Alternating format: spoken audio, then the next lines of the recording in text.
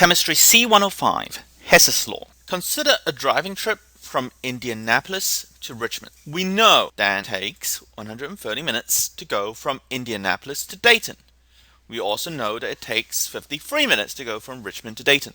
Do I need to go back to MapQuest or Google Maps to figure out the time required to travel from Indianapolis to Richmond?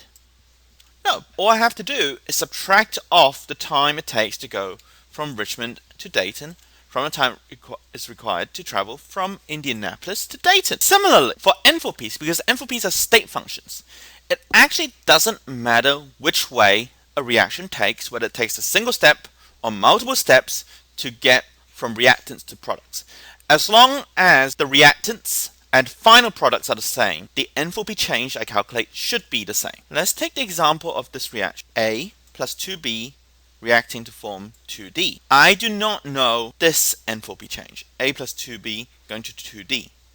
But I know the reaction enthalpy change associated with reacting A plus 2B form C and the enthalpy change going from C to 2D. I follow the arrows on this diagram, and I encourage drawing these sorts of diagrams when you solve these problems.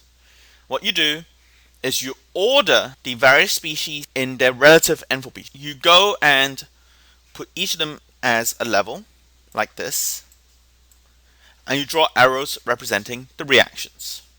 We know delta H1 is A plus 2B going to C, and then delta H2 is C going to 2D. Following the arrows, I find that this reaction enthalpy is simply the sum of this reaction enthalpy delta H1 plus delta H2. Now let's consider another example, a more concrete example. Let's calculate the reaction enthalpy for the incomplete combustion of graphite to form carbon monoxide, given the reaction enthalpies for the complete combustion of both graphite and carbon monoxide. What I'm going to do here is I'm going to draw another enthalpy diagram, and I'm going to show you how to do it that way. The book doesn't do that, and you are more than welcome to use either approach in an exam. Here's the enthalpy diagram I drew. Because I know that graphite has the highest enthalpy out of the three, I've drawn it like this. That said, if you don't know it, it really doesn't matter. The math will come out on its own. I know the reaction enthalpy of graphite undergoing complete combustion to form carbon dioxide. I also know this reaction enthalpy, that of carbon monoxide reacting with oxygen to form carbon dioxide. Given this, I can find this, and this is what we're trying to solve.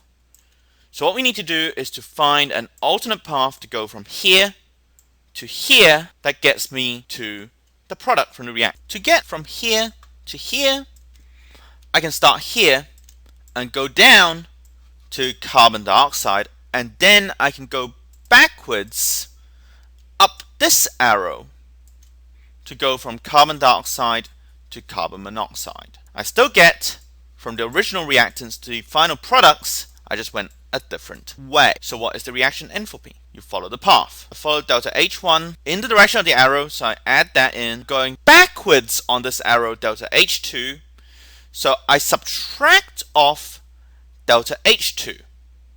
And if I go through the mathematics, I find that the enthalpy of reaction is minus 110.5 kilojoules.